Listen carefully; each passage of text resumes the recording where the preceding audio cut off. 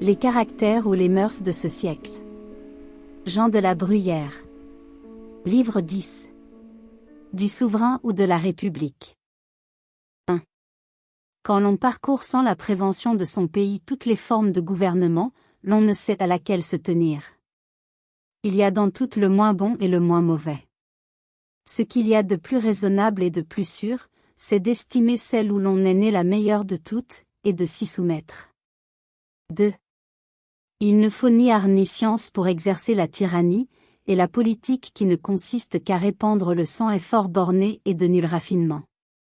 Elle inspire de tuer ceux dont la vie est un obstacle à notre ambition. Un homme né cruel fait cela sans peine. C'est la manière la plus horrible et la plus grossière de se maintenir ou de s'agrandir. 3.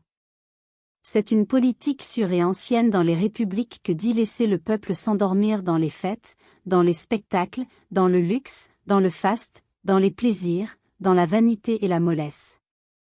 Le laisser se remplir du vide et savourer la bagatelle. Quelle grande démarche ne fait-on pas au despotique par cette indulgence? 4. Il n'y a point de patrie dans le despotique. D'autres choses y suppléent. L'intérêt, la gloire, le service du prince. 5. Quand on veut changer et innover dans une république, c'est moins les choses que le temps que l'on considère. Il y a des conjonctures où l'on sent bien qu'on ne saurait trop attenter contre le peuple, et il y en a d'autres où il est clair qu'on ne peut trop le ménager. Vous pouvez aujourd'hui ôter à cette ville ses franchises, ses droits, ses privilèges. Mais demain ne songez pas même à réformer ses enseignes. 6. Quand le peuple est en mouvement, on ne comprend pas par où le calme peut y rentrer. Et quand il est paisible, on ne voit pas par où le calme peut en sortir. 7. Il y a de certains maux dans la République qui y sont soufferts, parce qu'ils préviennent ou empêchent de plus grands maux. Il y a d'autres maux qui sont tels seulement par leur établissement, et qui, étant dans leur origine un abus ou un mauvais usage, sont moins pernicieux dans leur suite et dans la pratique qu'une loi plus juste ou une coutume plus raisonnable. L'on voit une espèce de mot que l'on peut corriger par le changement ou la nouveauté, qui est un mal, et fort dangereux. Il y en a d'autres cachés et enfoncés comme des ordures dans un cloaque, je veux dire ensevelis sous la honte, sous le secret et dans l'obscurité. On ne peut les fouiller et les remuer qu'ils n'exhalent le poison et l'infamie. Les plus sages doutent quelquefois s'il est mieux de connaître ces mots que de les ignorer. L'on tolère quelquefois dans un état un assez grand mal, mais qui détourne 1 million de petits maux ou d'inconvénients, qui tous seraient inévitables et irrémédiables. Il se trouve des maux dont chaque particulier gémit, et qui deviennent néanmoins un bien public, quoique le public ne soit autre chose que tous les particuliers. Il y a des maux personnels qui concourent au bien et à l'avantage de chaque famille. Il y en a qui affligent, ruinent ou déshonorent les familles, mais qui tendent au bien et à la conservation de la machine de l'État et du gouvernement. D'autres maux renversent des États, et sur leur ruine en élèvent de nouveaux. On en a vu enfin qui ont sapé par les fondements de grands empires, et qui les ont fait évanouir de dessus la terre, pour varier et renouveler la face de l'univers. 8. Qu'importe à l'État qu'Ergaste soit riche, qu'il ait des chiens qui arrêtent bien, qu'il crée les modes sur les équipages et sur les habits, qu'il abonde en superfluité? Où il s'agit de l'intérêt et des commodités de tout le public, le particulier est-il compté? La consolation des peuples dans les choses qui lui pèsent un peu est de savoir qu'il soulage le prince, ou qu'il n'enrichisse que lui. Il ne se croit point redevable à Ergaste de l'embellissement de sa fortune. 9. La guerre a pour elle l'Antiquité. Elle a été dans tous les siècles. On l'a toujours vu remplir le monde de veuves et d'orphelins, épuiser les familles d'héritiers, et faire périr les frères à une même bataille. Jeune Soicourt. Je regrette ta vertu, ta pudeur, ton esprit déjà mûr, pénétrant, élevé, sociable. Je plains cette mort prématurée qui te joint à ton intrépide frère, et t'enlève à une cour où tu n'as fait que te montrer. Malheur déplorable, mais ordinaire. De tout temps les hommes, pour quelques morceaux de terre de plus ou de moins, sont convenus entre eux de se dépouiller, se brûler, se tuer, s'égorger les uns les autres. Et pour le faire plus ingénieusement et avec plus de sûreté, ils ont inventé de belles règles qu'on appelle l'art militaire. Ils ont attaché à la pratique de ces règles la gloire ou la plus solide réputation.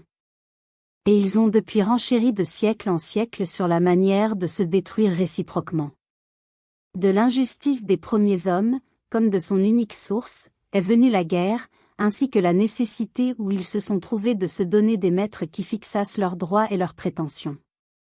Si, content du sien, on eût pu s'abstenir du bien de ses voisins, on avait pour toujours la paix et la liberté. 10.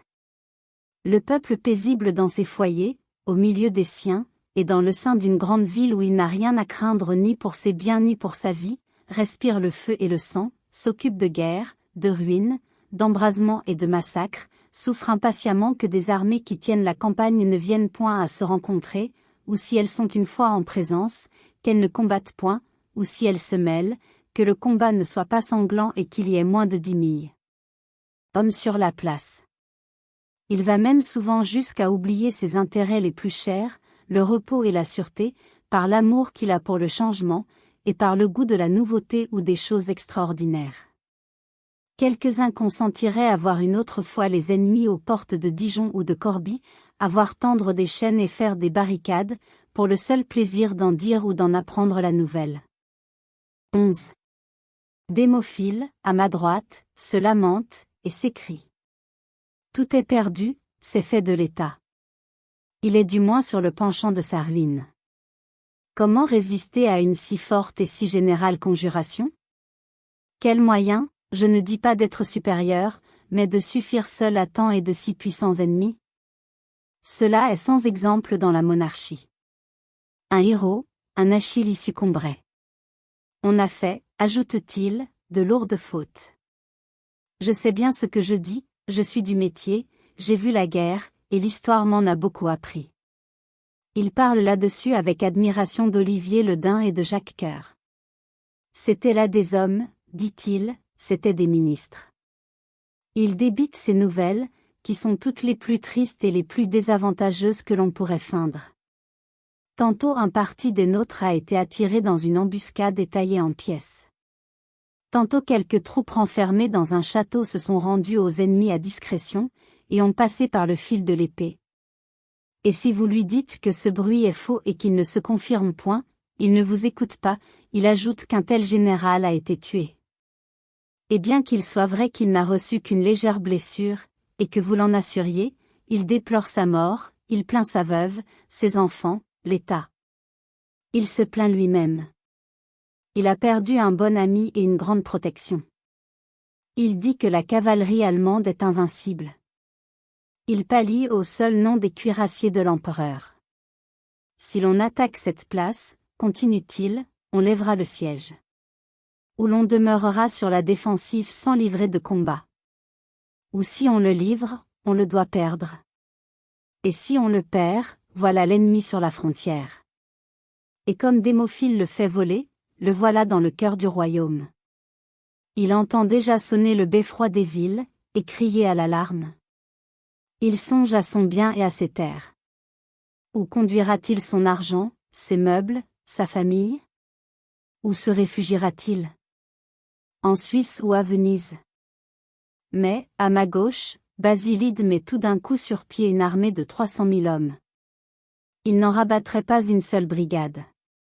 Il a la liste des escadrons et des bataillons, des généraux et des officiers. Il n'oublie pas l'artillerie ni le bagage. Il dispose absolument de toutes ses troupes. Il en envoie tant en Allemagne et tant en Flandre. Il réserve un certain nombre pour les Alpes, un peu moins pour les Pyrénées, et il fait passer la mer à ce qui lui reste. Il connaît les marches de ses armées, il sait ce qu'elles feront et ce qu'elles ne feront pas. Vous diriez qu'il est l'oreille du prince ou le secret du ministre. Si les ennemis viennent de perdre une bataille où il soit demeuré sur la place quelque 9 à 10 000 hommes des leurs, il en compte jusqu'à 30 000, ni plus ni moins. Car ces nombres sont toujours fixes et certains, comme de celui qui est bien informé. S'il apprend le matin que nous avons perdu une bicoque, non seulement il envoie s'excuser à ses amis qu'il a la veille conviés à dîner, mais même ce jour-là il ne dîne point, et s'il soupe, c'est sans appétit. Si les nôtres assiègent une place très forte, très régulière, pourvue de vivres et de munitions, qui a une bonne garnison, commandée par un homme d'un grand courage, il dit que la ville a des endroits faibles et mal fortifiés, qu'elle manque de poudre, que son gouverneur manque d'expérience, et qu'elle capitulera après 8 jours de tranchées ouvertes. Une autre fois il accourt tout hors d'haleine, et après avoir respiré un peu. Voilà, s'écrie-t-il, une grande nouvelle. Ils sont défaits, et à plate couture. Le général, les chefs, du moins une bonne partie, tout est tué, tout a péri. Voilà, continue-t-il, un grand massacre, et il faut convenir que nous jouons d'un grand bonheur. Il s'assit, il souffle, après avoir débité sa nouvelle, à laquelle il ne manque qu'une circonstance, qui est qu'il est certain qu'il n'y a point eu de bataille. Il assure d'ailleurs qu'un tel prince renonce à la Ligue et quitte ses confédérés, qu'un autre se dispose à prendre le même parti. Il croit fermement avec la populace qu'un troisième est mort. Il nomme le lieu où il est enterré. Et quand on l'a détrompé aux halles et aux faubourgs, il parie encore pour l'affirmative. Il sait, par une voix indubitable, que T.K.L. fait de grands progrès contre l'empereur. Que le grand seigneur arme puissamment, ne veut point de paix, et que son vizir va se montrer une autre fois aux portes de Vienne. Il frappe des mains, et il tressaille sur cet événement, dont il ne doute plus. La triple alliance chez lui est un Cerbère, et les ennemis autant de monstres à assommer. Il ne parle que de lauriers, que de palmes, que de triomphes et que de trophées. Il dit dans le discours familier. Notre auguste héros, notre grand potentat, notre invincible monarque. Réduisez-le, si vous pouvez, à dire simplement. Le roi a beaucoup d'ennemis, ils sont puissants, ils sont unis, ils sont aigris. Il les a vaincus, j'espère toujours qu'il les pourra vaincre. Ce style, trop ferme et trop décisif pour Démophile, n'est pour Basilide ni assez pompeux ni assez exagéré. Il a bien d'autres expressions en tête. Il travaille aux inscriptions des arcs et des pyramides qui doivent orner la ville capitale un jour d'entrée. Et dès qu'il entend dire que les armées sont en présence, ou qu'une place est investie, il fait déplier sa robe et la mettre à l'air, afin qu'elle soit toute prête pour la cérémonie de la cathédrale. Merci d'avoir écouté cette vidéo. Si cette vidéo vous a plu, vous pouvez vous abonner gratuitement à la chaîne Coin Livre Audio. N'oubliez pas de liker avec le pouce vers le haut. Vous pouvez aussi me laisser un commentaire. À bientôt.